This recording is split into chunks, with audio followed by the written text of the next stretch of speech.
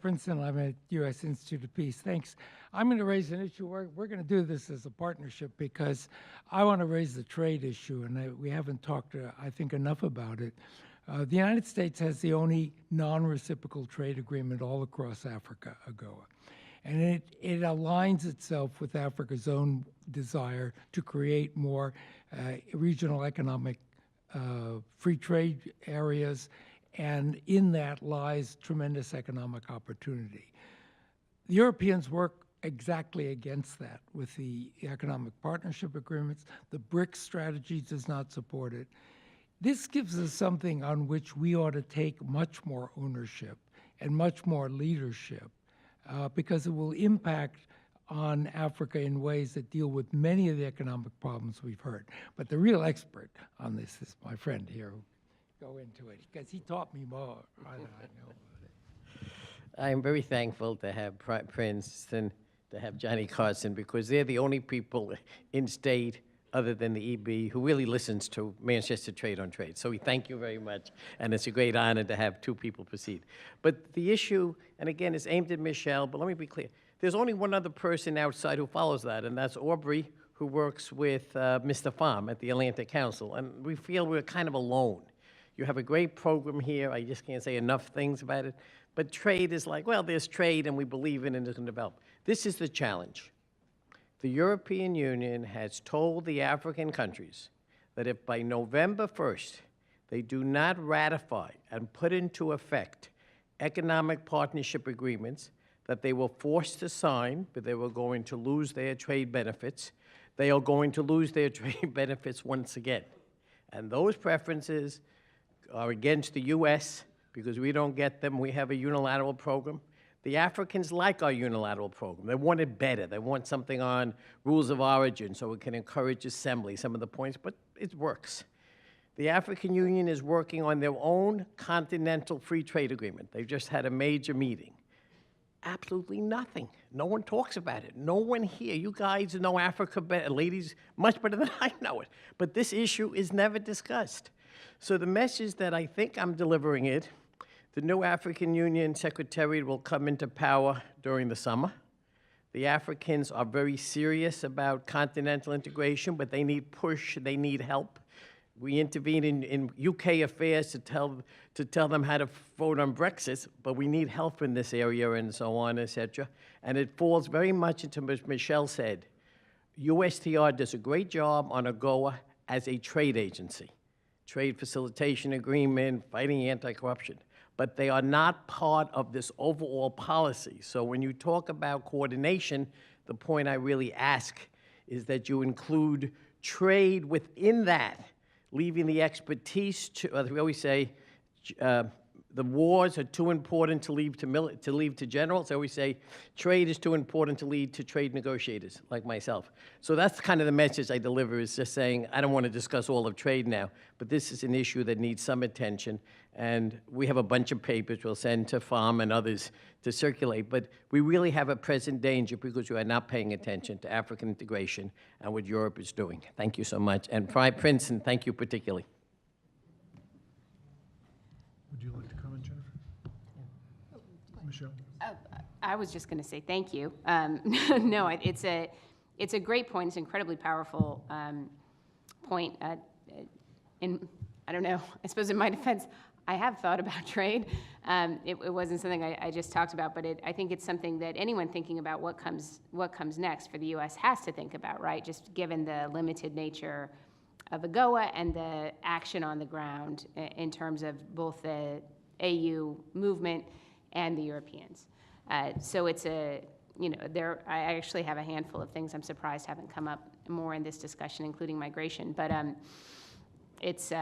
you're absolutely right that it's a place where the U.S. Could conceivably have influence of consequence. Yeah, I mean, we talk a lot about China and competition with China and Africa. That's been a huge topic of conversation over the last 15 years. But in fact, the European Union is probably our stronger competitor on the trade front. And, I think, economic statecraft and commercial diplomacy have to be a much bigger part of what we do. I tend to think, I mean, I think the administration's focus on building the commercial relationship, renewing AGOA, you know, encouraging the Exim Bank, Power Africa, getting the private sector involved is hugely important. But I do still think on most of the trade, it's still kind of seen as a development thing. And I think, you know, AGOA was so easily passed in 2000 because, you know, it was going to have very little impact, except, you know, very little impact at that time. I think now, even to date, you know, non-oil imports, which would have come in anyway, with or without AGOA, are still quite small, but they're growing. I think the next 10, 15 years, you know, if Africa kind of maximizes some of its potential, will be a time of much greater trade, that we have to start thinking less of a development as a development issue and a commercial issue. So even if we talk about the partnership and economic partnership, I think it goes to, I think it was Raymond's point, that we haven't totally internalized how important Africa can be. And so I would just end with that. Yeah, just a little bit on the trade issue. Thank you so much for raising it. I think it's very important. Unfortunately, a lot of Africa discussion ends up becoming slogans. You hear the trade, not aid, and exactly what does that mean?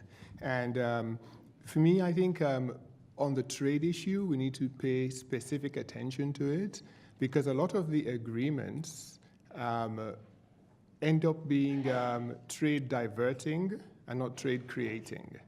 And I think that is crucial if you want to particularly look at the welfare implications for the African continent. You need to have more trade creating type of opportunities. And when I mentioned earlier about the multipolar nature of commerce and trade, that's exactly what I'm talking about. We really need African countries to be able to have the opportunity to access markets that enable them to be trade creators, not trade diverters.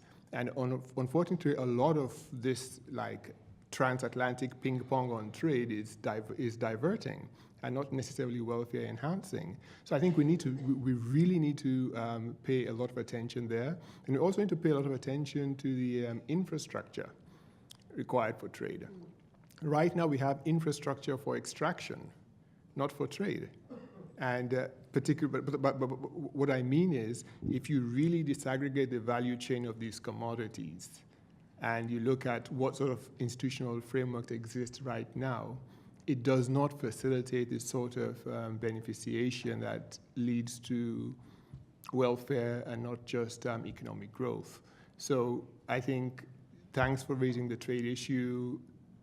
Looking forward, we need to really interrogate all these agreements and make sure that they really are trade creating and welfare enhancing. Steve, thank you for raising those the issue of trade. I think I think we too easily pat ourselves on the back for the renewal of AGOA last year. To me, the painful process was actually the canary in the mine. If you look at political sentiments this year, regrettably, and I'm sure the renewal a decade and a half, less than a decade and a half hence, is not going to be so easy if we don't move to changing it from a preferential trade regime into something else. Currently, only one African country, Morocco, has a free trade agreement with the U.S., and I'm not sure what the prospects are unless we educate and organize of getting more free trade agreements even on a regional basis over the next years. Overstaying my welcome, but make one quick point.